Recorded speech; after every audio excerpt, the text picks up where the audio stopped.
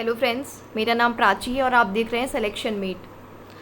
आज का वीडियो और आज का दिन बहुत सेंसिटिव है। कुछ लोग बहुत खुश हैं और कुछ लोग बहुत दुखी हैं। सिंपल सी बात है, जिन लोगों का कुछ गया नहीं है वो खुश हैं और जिन लोगों के हाथ से कुछ छिन गया है वो दुखी हैं। तो देखिए, पहली बात तो ये है कि आपस में एक दूसरे को कुछ गलत कहना या टोंटबाजी वो आप लोग मत करिए। आप सब लोग एक ही हैं, है ना। आप सब एक दूसरे के अगेंस्ट नहीं है, ना तो बीएड बीटीसी के अगेंस्ट है, ना ही बीटीसी बीएड के। आप लोग इस बात को कब समझेंगे? आप मैच्योर लोग हैं, तो ये सब मत करिए कि देखो देखो बीटीसी वाले बहुत बोल रहे हैं बीएड वालों को कि तुम बाहर हो गए हैं, कुछ उल्टे सीधे शब्दों का भी इस्तेमाल कर रहे हैं। ऐसा मत करिए। आप सब लोगों को एट दी एंड क्या चाहिए? जॉब चाहिए। इसी चीज़ को लेकर थोड़ा सा डिस्कशन है। बीटीसी वालों को अब रेडी रहना है क्योंकि उनके लिए अपॉर्चुनिटी बढ़ गई है। ठीक है, जो रियलिटी है उसकी हम बात करेंगे। और देखिए, दुख की बात ऑब्वियसली है क्योंकि जब आप शामिल नहीं थे तो नहीं थे, लेकिन जब आपको शामिल कर लिया गया फिर निकाल दिया गया।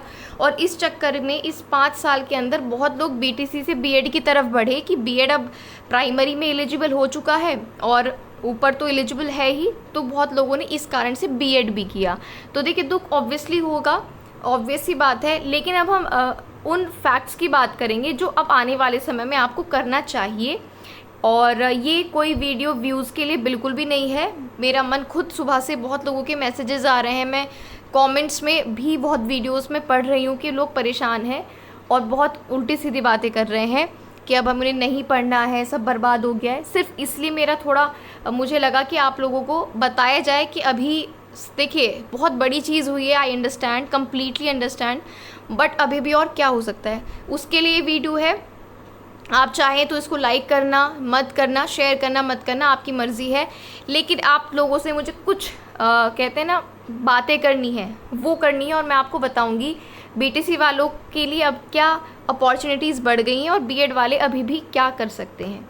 ये जो मामला शुरू हुआ था, ये शुरू हुआ था वोट बैंक के चक्कर में कि बीएड वाले भी क्योंकि बहुत एस्पिरेंट थे उस समय पर, अभी भी हैं, उनको शामिल कर लेंगे, सरकार की ओर से वो शामिल हो जाएंगे तो उनको वोट देंगे वो बच्चे, सीधी सी बात है।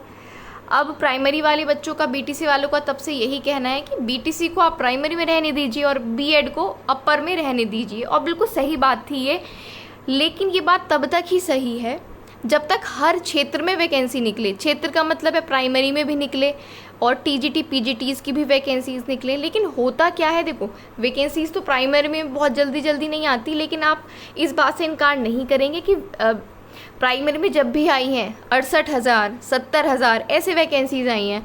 और अगर आप टीजीटी पीजीटी में वहाँ वैकेंसीज देखें तो आपको एक सब्जेक्ट पे कितनी वैकेंसीज पड़ जाती हैं? 100, कभी कभी 100 से भी कम, कभी 200।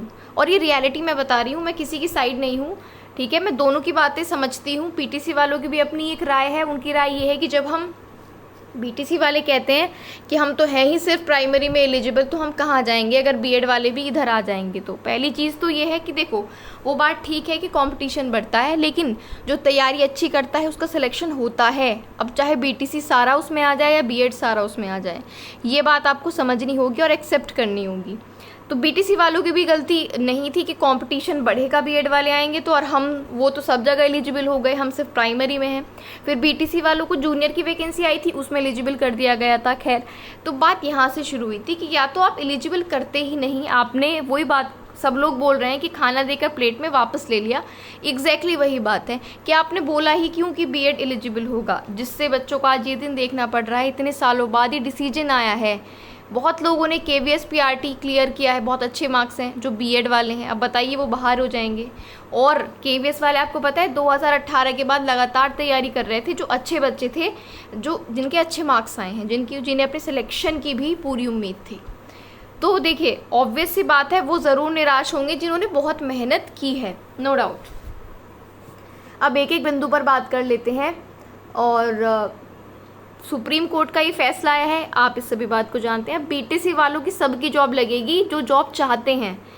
अगर आप डेडिकेटेड हो, पढ़ने वाले हो, तो आपकी अगर बीटीसी हो तो 100% जॉब लग जाएगी। कैसे नहीं लगेगी? क्या क्या अपॉर्चुनिटीज़ हैं आपके पास, मैं अब ये बात कर लेती हूँ। बीटीसी वालों की बात पहले मैं कर रही हूँ।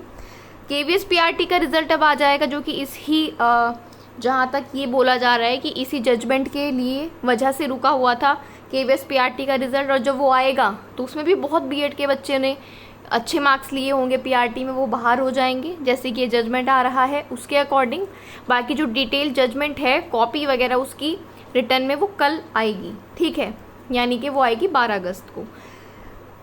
तो उसमें क्या होगा, जब बहुत बच्चे बाहर होंगे तो जो कट ऑफ है वो डेफिनेटली कम हो जाएगी KVS PRT, ठीक है, KVS PRT की कट ऑफ कम हो जाएगी। तो ऑब्वियसली जिनके कम मार्क्स हैं उनको मौका मिलेगा जो BTC वाले हैं। दूसरा, बिहार में इतनी बड़ी वैकेंसी आई है, एक तो वो वैकेंसी बहुत ज़्यादा बल्क में आई है, बहुत ज़्यादा वैकेंसीज हैं, ऊपर से बीएड को बाहर कर दिया।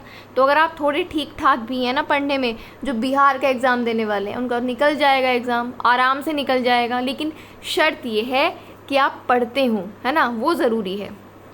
बातों से सिर्फ बीएड के बाहर हो गया है खुशी मनाने से आपका एग्ज़ाम नहीं निकलेगा जब तक आप तैयारी नहीं करोगे।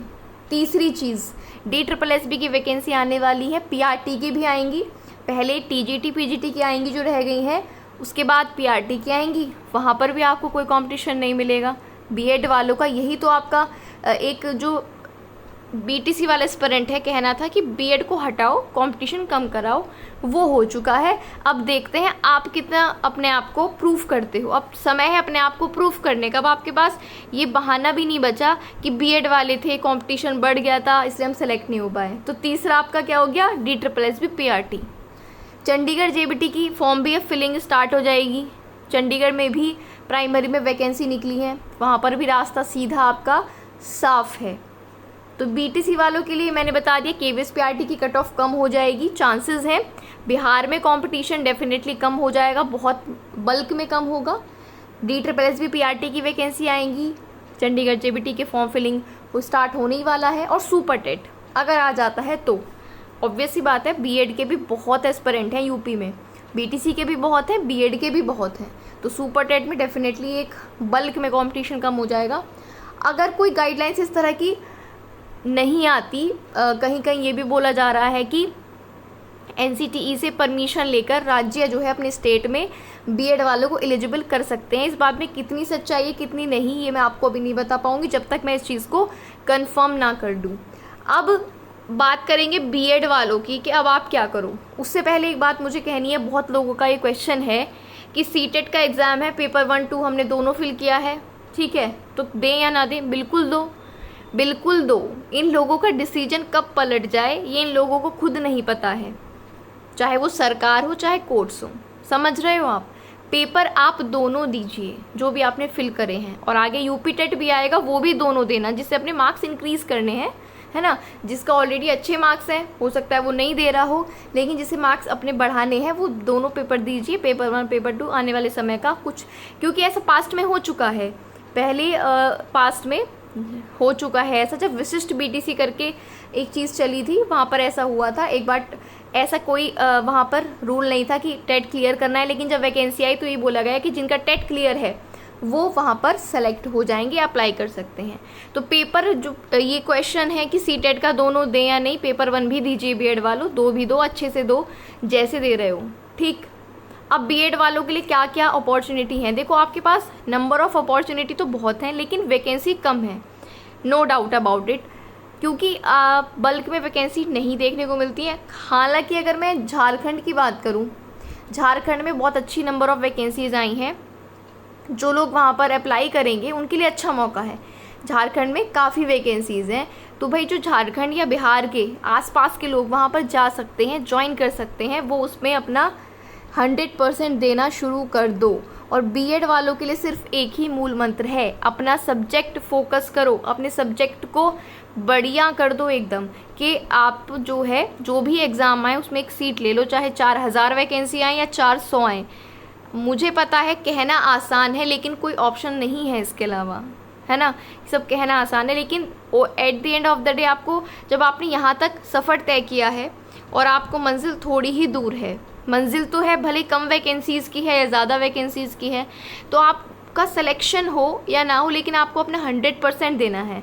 तो मान लीजिए 400 वैकेंसी करके भी 4-5 वैकेंसी आपके सामने हैं, तो क्या पता उन 4 में से एक में आपका सिलेक्शन हो जाए, पर वो तभी होगा बीएड वालों का जब आप अपने सब्जेक्ट पर फोकस करेंगे। तो परेशान मत होइए, आने वाले समय में कुछ भी हो सकता है, ठीक।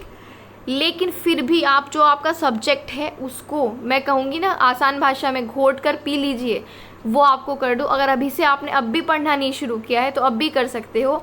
बताऊँगी कि कौन कौन सी वैकेंसीज़ के लिए आप एलिजिबल हो और वहाँ पर आप एग्ज़ाम निकाल सकते हो। देखिए केवीएस और एनवीएस की वैकेंसी इस बार की तो निकल चुकी हैं, उसकी भी टीजीटी पीजीटी की वैकेंसीज थी। हालांकि बहुत ज़्यादा बड़ा फ्रॉड सामने भी आया केवीएस में, एक ही स्टेट के ज़्यादा, एक दो स्टेट के ज़्यादा लोग सेलेक्ट हुए हैं, पता नहीं, कुछ नहीं कह सकते है ना, ये सब हर धांधली वगैरह हर एग्ज़ाम में होती है। लेकिन वैकेंसी आई थी वो मैं काउंट आपको करवाऊँगी। एनवीएस की निकल चुकी है, केवीएस की निकल चुकी है, वहाँ पर भी लोग सेलेक्ट हुए हैं। अब सेलेक्ट हुए हैं चाहे वो किस तरह से भी सेलेक्ट हुए हों। अब तीसरी बात आ जाती है, शिक्षा सेवा चयन आयोग का गठन यूपी में हो चुका है, तो वैकेंसी तो वो नहीं दें या ना दें ये तो भगवान जानता है या वो जानते हैं। लेकिन यूपी टीजीटी पीजीटी का एग्ज़ाम होगा नवंबर, आप उसका मंथ मानकर चलिए। नवंबर मंथ तक आपका जो 2022 में यूपी टीजीटी पीजीटी फिल हुआ था वो एग्ज़ाम हो सकता है। अभी भी आपके पास अगस्त सितंबर अक्टूबर 3 महीने हैं, कर सकते हो। 3 महीने हैं टीजीटी पीजीटी वालों के लिए, कर सकते हो। ठीक, इसके बाद ये तो फिक्स है इसका एग्ज़ाम होना है, तो पहले इस अपॉर्चुनिटी को ही आप फोकस करो। क्योंकि सबसे अच्छी बात यह है आपको कोई एग्ज़ाम पैटर्न के अकॉर्डिंग नहीं चलना, आपको सिर्फ अपने सब्जेक्ट को पढ़ना है। चाहे DSSS आ जाए, चाहे यूपी का आ जाए, चाहे EMRS के फॉर्म फिल हुए हैं, चाहे LT ग्रेड आ जाए, आपको अगर मैथ वाले हो तो मैथ ही पढ़ना है। आप अगर फिज़िक्स वाले हो पीजीटी में फ़िज़िक्स पढ़ना है, साइंस वाले हो साइंस ही पढ़ना है, चेंज नहीं करना। तो जो जो वैकेंसी आती जाएगी उसको ग्रैब करते जाना, लेकिन सब्जेक्ट पढ़ना शुरू करो। तो पहले तो ये एग्ज़ाम आपको देखने को मिलेगा। EMRS एकलव्य स्कूल के फॉर्म फिल हुए हैं टीजीटी पीजीटी दोनों के लिए, तो जिन्होंने वो फिल किया था और उसको लेके सीरियस नहीं थे वो, है ना, कहीं अगर यूपी के थे तो सोच रहे थे कि इसमें नहीं होगा, इसको ऐसे ही दे देते हैं, सुपर टेट की वैकेंसी आएगी उसमें सिलेक्शन लेंगे, तो अब ढील मत देना। अब आप EMRS को ही फोकस करो। ठीक, EMRS का क्योंकि फॉर्म क्या है, फिल हो चुका है, तो ये पक्का है। यूपी टीजीटी पीजीटी का एग्ज़ाम होना है वो फिक्स है। झारखंड की वैकेंसी क्योंकि फॉर्म आ चुका है तो एग्ज़ाम भी होगा। अब अपकमिंग जो वैकेंसी हो सकती हैं उनकी मैं बात करूंगी। देखो जो शॉर्ट वैकेंसी है बीएड वालों के लिए वो तो अब आने वाली है DSSB की, तो जाग जाओ। ठीक है, DSSB टीजीटी और पीजीटी दोनों में वैकेंसी आएंगी। हो सकता है इस मंथ के एंड तक आपको देखने को नोटिफिकेशन मिल जाए, तो उस अपॉर्चुनिटी को भी ग्रैब अगर आपने नहीं किया तो फिर पता नहीं कब वैकेंसी आए, क्योंकि नेक्स्ट इलेक्शन भी हो जाएगा, फिर पता नहीं कब वैकेंसी आएंगी, कुछ भी नहीं पता।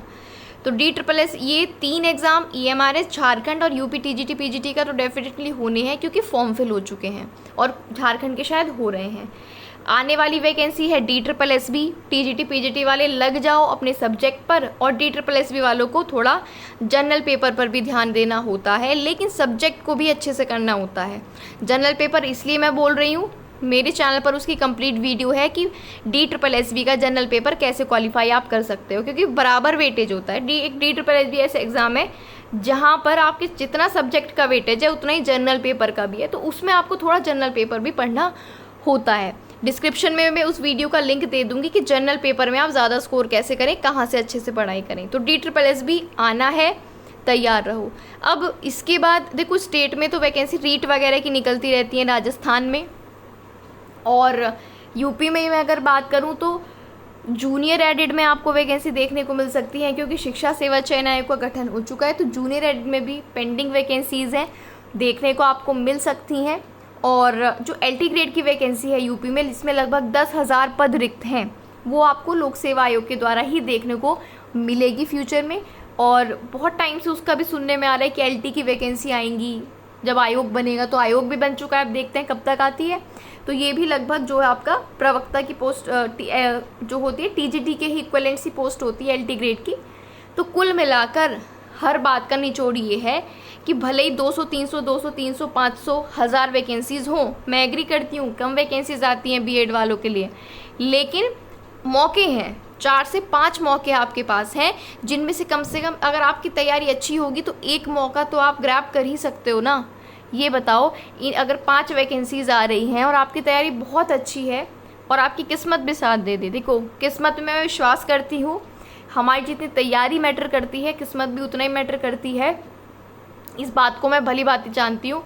तो इसलिए क्योंकि अब बहुत लोग इस टाइम अपनी किस्मत को भी दोष दे रहे होंगे, जो सोच रहे होंगे बीटीसी कर लें, और कर लिया होगा बीएड उन्होंने, तो वो परेशान हो रहे होंगे।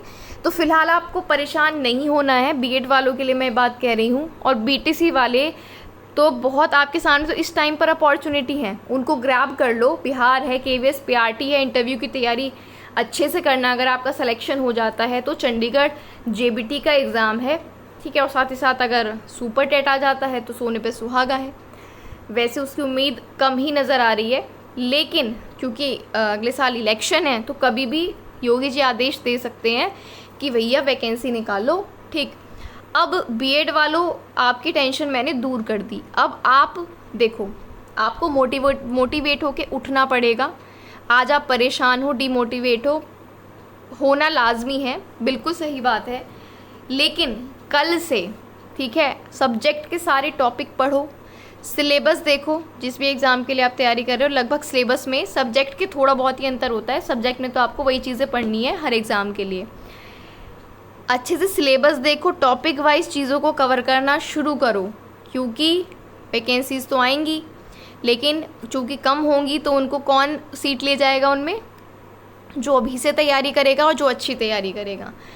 और देखिए, आपस में बिल्कुल मत लड़िए, एक दूसरे को सपोर्ट करिए। एक दूसरे के सपोर्ट से, देखिए आप कैंपेन वगैरह करते हो ट्विटर पर, तो जब तक आपको एक दूसरे का सपोर्ट नहीं मिलता, आप क्या ट्रेंड कर पाओगे? नहीं कर पाओगे। तो भाई साथ होकर चलिए, वैकेंसी की डिमांड करिए। अब सुपर टेट के लिए ही बहुत एक्साइटेड है ना बीटीसी वाले, तो अब आप कैंपेन वगैरह चलाइए, जिस तरह से भी पॉसिबल हो सकता है। कोशिश करिए कि वैकेंसीज जल्द से जल्द यूपी में आएँ। और बीएड वाले जो कर सकते हैं पॉसिबल, वो अब सब करेंगे मिलके, है ना, जो हो सकता है। और साथ साथ सब्जेक्ट पर फोकस करिए, अपना सब्जेक्ट बढ़िया करिए।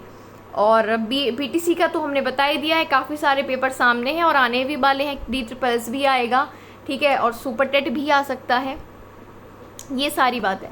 और आपको क्या पता है कि 69,000 जो प्राइमरी शिक्षक भर्ती हुई थी, उसमें लगभग 40,000 के आसपास बीएड वाले सेलेक्टेड हैं। तो कंपटीशन तो कम होगा ही, है ना। वो उसी की चिंता थी लोगों को कि जल्दी से कंपटीशन कम हो और हम सेलेक्ट हो।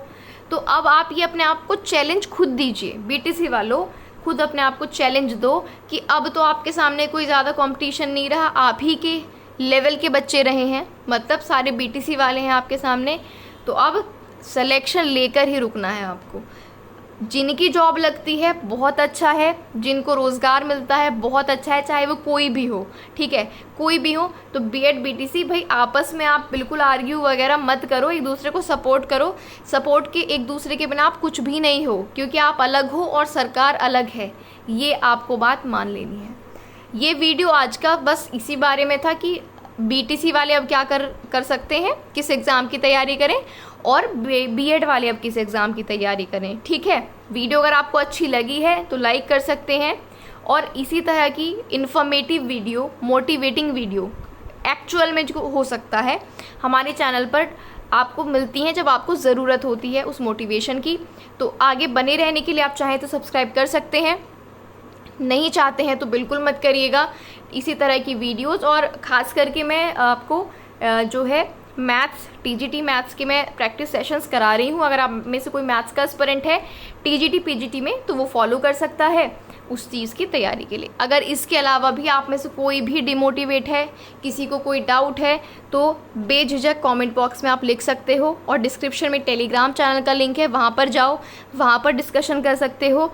डिमोटिवेट नहीं होना, परेशान नहीं होना है। और बीटीसी वालों, आपकी बल्ले बल्ले हो ही चुकी है, आपका कंपटीशन कम हो चुका है, तो अब तैयारी में लग जाओ और सिलेक्शन लेने के बाद ही रुकना। आज के लिए इतना ही रखेंगे, मिलेंगे नेक्स्ट वीडियो में, तब तक के लिए थैंक यू।